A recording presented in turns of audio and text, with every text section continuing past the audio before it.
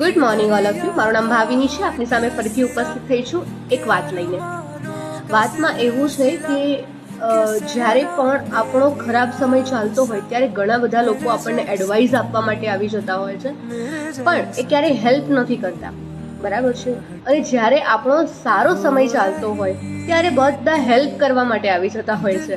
તો સિમ્પલ એક જ વસ્તુ છે કે આવા લોકોને સમય જ જવાબ આપી શકે છે. આપણે ક્યારે જવાબ નથી આપી શકતા. એટલે ખાલી થોભો, રાહ જોવો, ખરાબ સમય ચાલે છે, નીકળી જવા દો. જો ખરાબ સમય નીકળી જવાનો તો સારો સમય પણ આવી જવાનો. જેવી રીતે સારો સમય પણ નીકળી જવાનો ને ખરાબ સમય આવવાનો, તો બંને માટે આપણે રેડી રહેવું જોઈએ, બરાબર છે. તો એક રેડી ટુ વોર ની પોઝિશનમાં ઓલવેઝ રહેવું જોઈએ કે ક્યારે શું થાય ને એની તમારો દુઃખનો જે સમય છે ને એની અંદર હતાશ